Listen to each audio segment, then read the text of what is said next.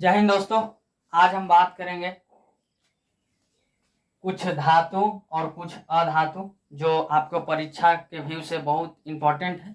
इसके बारे में हम चर्चा करते हैं क्योंकि बहुत सारे विद्यार्थियों के यह प्रश्न था कि सर हमें तो यही नहीं पता है कि कौन धातु है कौन अधातु है, ठीक है, और कौन सी धातु को हमको याद रखना है कौन सी अधातु को हमें याद रखना है। तो आज हम आपके लिए आ गए हैं लेकर के कुछ महत्वपूर्ण धातु और अधातु, ठीक है, जिसको हम यहाँ अच्छे ढंग से आपको हम बताते हैं कि कौन धातु है, उसकी क्या संकेत है और उसका क्या परमाणु संख्या है। मेन आपको तीन ही चीज याद रखना रहता है, धातु कौन है, अधातु कौन है, उसकी परमाणु संख्या क्या है और उसका संकेत क्या है, ठीक है। तो संकेत आपको आएंगे रासायनिक अभिक्रिया में, जब आपको संकेत के रूप में धातु और धातु को हम लोग क्या करते हैं, सूचित करते हैं, और उसका परमाणु संख्या जो है रासायनिक अभिक्रिया में भाग लेने पर काम आता है, ठीक है। तो चलिए हम यहाँ पर देखते हैं। तो सबसे पहले हम यहाँ पर देखते हैं, यहाँ धातु है, ठीक है। तो धातु में आपको हो जाएगा lithium, beryllium, sodium, potassium, magnesium, aluminium, calcium, scandium, titanium, chromium, iron, तांबा, सोना और चांदी। क्या आपको लगता है कि धातु इतना ही है? नहीं, धातु और भी है, लेकिन हम यहाँ पर कुछ महत्वपूर्ण धातु को लिए हैं जो आपको क्या याद रखना बेहद ही जरूरी है। आज का वीडियो थोड़ा छोटा होगा आपको, ठीक है, लेकिन बहुत ही यूजफुल आपके लिए होगा, तो आप अच्छे ढंग से देखें, ठीक है। चलिए इधर आपको धातु के रूप में हम लिया hydrogen, oxygen, nitrogen, carbon, fluorine, silicon, phosphorus, sulphur, chlorine, bromine और आयोडीन, ठीक है। चलिए क्या सर इतने धातु है? नहीं, और भी धातु है, ठीक है। हम यहाँ पर महत्वपूर्ण धातुओं को लिए। यहाँ पर देखिए अकीरिय गैस, अकीरिय गैस यानी वैसे गैस जो क्रिया ज्यादातर ना ही करते, यानी न के बराबर, यह अक्रियशील है, इसको हम निष्क्रिय गैस भी कहते हैं, अक्रिय भी कहते हैं, ठीक है, याद रखिएगा। ये helium, neon, argon, krypton, xenon और रेडॉन है। तो आइए हम बारी बारी से देखते हैं, ठीक है। तो इधर धातु में आपको ले लिया हम लिथियम, लिथियम लिथियम धातु की संकेत होगी Li, ठीक है। अच्छा एक चीज महत्वपूर्ण बात आपको यह ध्यान रखना है कि जो धातु और जो अधातु या कोई भी आप तत्व को जब आप संकेत करते हैं या आपको उसको सूचित करते हैं संकेत के रूप में, तो एक चीज याद रखना है कि आपका अगला अक्षर जो होगा वह आपको कैपिटल होगा, यानी बड़ा अक्षर होगा, ठीक है, और जो पीछे वाला होगा वह स्मॉल होगा। ये ध्यान रखिएगा, अगर सर एक ही अक्षर का उसका संकेत रहा तो याद रखिएगा उसको हम कैपिटल ही रखेंगे, ठीक है। तो चलिए ये आपको महत्वपूर्ण ध्यान रखना। आइए लिथियम का Li, ठीक है, परमाणु संख्या 3। बेरिलियम का आपका हो जाएगा जाकर के Be, इसका संकेत होता है, ठीक है, और इसकी परमाणु संख्या क्या हो जाएगी 4, ठीक है। अच्छा सोडियम की आपकी हो जाएगी धातु, सोडियम धातु की संकेत होगा Na और इसकी परमाणु संख्या होगी 11। फिर आपको होगा पोटेशियम का संकेत होगा K, इसकी परमाणु संख्या होगी 19। मैग्नीशियम का संकेत होगा Mg, इसकी परमाणु संख्या होगी 12। एल्यूमिनियम का संकेत आपको हो जाएगा Al और इसकी परमाणु संख्या होगी 13, ठीक है। कैल्शियम का संकेत होगा Ca और इसकी परमाणु संख्या होगी 20। स्कैंडियम का होगा Sc, इसकी परमाणु संख्या होगी 21।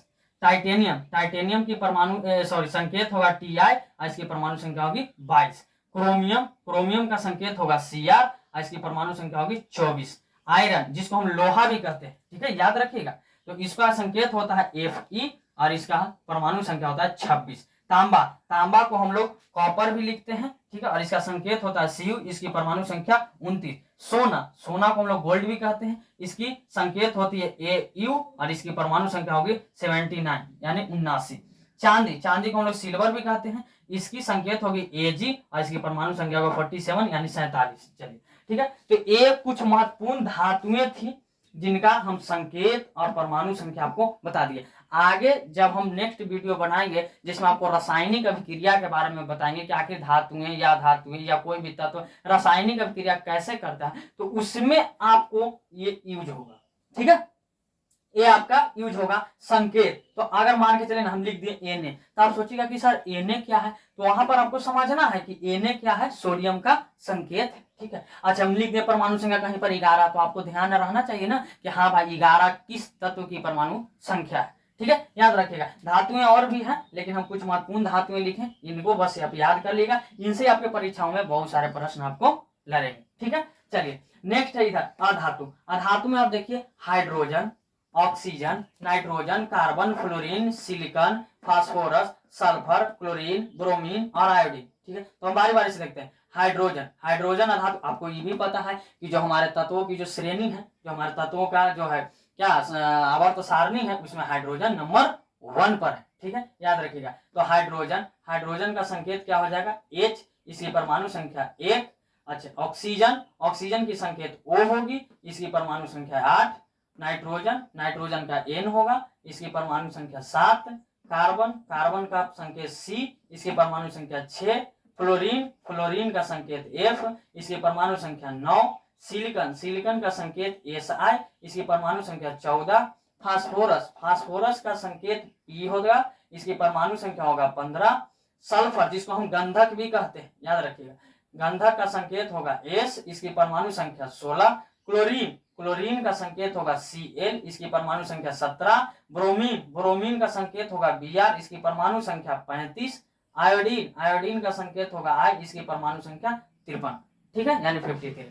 तो याद रखें, क्या अधातुएं इतना ही याद रखना है सर? नहीं, अधातुएं और भी है जो याद रखना आपके लिए तो सब जरूरी है, लेकिन कुछ महत्वपूर्ण है जिनको आप याद रखिए। ज्यादातर आपको जो है प्रयोग में आपको यही मिलेंगे। ठीक है, हर जगह आपको अधातु के रूप में ज्यादातर आपको देखने को यही सब अधातु मिलती है। तो आप उनका संकेत और उनकी परमाणु संख्या याद रखें, क्योंकि आपको हम पहले ही बता दिए हैं। याद रखेगा कि आपको परमाणु संख्या के बगैर, यानी आपको अगर परमाणु संख्या याद ना रहा तो आप कोई भी रासायनिक अभिक्रिया नहीं समझ में आएगा आपको। ठीक है, याद रखिएगा। और देखिए, ये केमिस्ट्री का जो है ये बेस है। जब भी कोई विद्यार्थी केमिस्ट्री पढ़ना शुरू करता है ना, तो उसको ये बेस पता रहना बहुत जरूरी है। ठीक है, अगर आपको ये बेस पता नहीं है ना, तो आप समझिए कि केमिस्ट्री आपका कोई भी आप केमिस्ट्री के टॉपिक पर पकड़ नहीं बना पाएंगे। अगर आपको केमिस्ट्री के हर एक टॉपिक पर पकड़ बनाना है ना, तो ये बेस है, आपको ये बेस एकदम याद रखना बहुत जरूरी है। ठीक है, ध्यान रखिएगा, तत्व है, उनके संकेत, परमाणु संख्या, ये सब याद रखना आपको बेहद जरूरी है।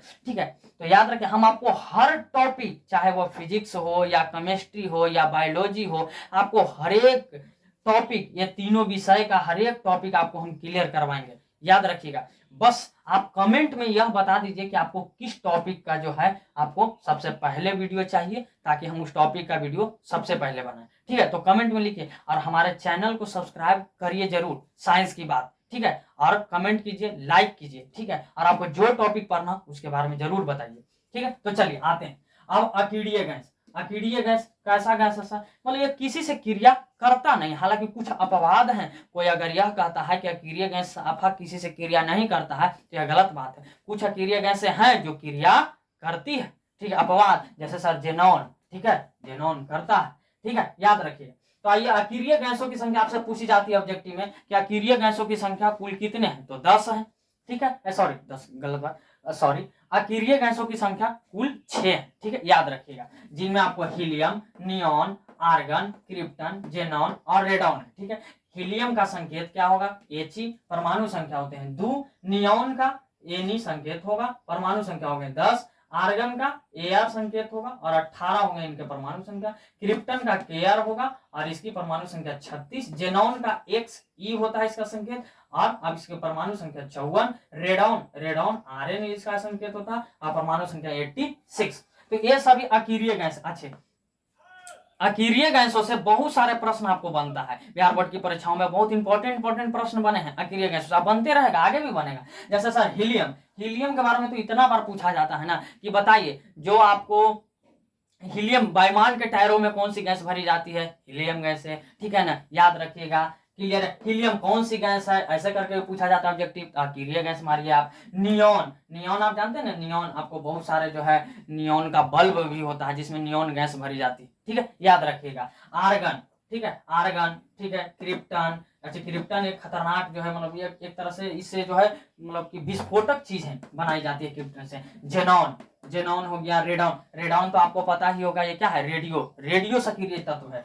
रेडॉन। रेडियो सक्रिय तत्व क्या है आपको पता होना चाहिए। रेडियो सक्रिय तत्व वैसे होते हैं जैसे अल्फा बीटा गामा किरणें निकलते हैं। हालांकि रेडियो सक्रिय तत्व पर जब हम आएंगे तो विस्तार पूर्वक आपको हम पढ़ाएंगे। ठीक है, तो याद रखिएगा, ये सब ऐसे हैं आपको तत्व जिनका आपका नाम, संकेत और इसके परमाणु संख्या आपको याद रखना है। याद रखिएगा। देखिए एक बात याद रखिए आप लोग, जो कोई भी आपका जो एग्जाम है ना, या तो मैट्रिक हो, इंटर हो, या कोई भी प्रकार के कंपटीशन हो, मायने नहीं रखता। मायने रखता है कि अगर आप अच्छे ढंग से स्टडी करते हैं किसी चीज की बारीकी से, जैसे देखिए आप इसको हल्के में ना ले।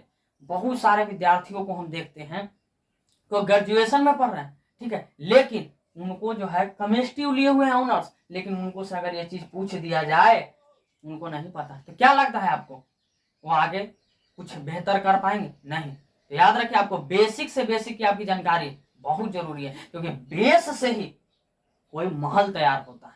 तो याद रखिएगा, अगर मुश्किलें पहाड़ है तो हम भी दशरथ मांझी, जब तक तोड़ेंगे नहीं तब तक छोड़ेंगे नहीं। तो याद रखिएगा दोस्तों, आप भी हमारा साथ ना छोड़ें। साइंस की बात चैनल को सब्सक्राइब करें, लाइक करें और कमेंट में जरूर बताएं कि आपको अगला जो है किस टॉपिक पर आपको वीडियो की आवश्यकता है। आज के लिए इतना ही।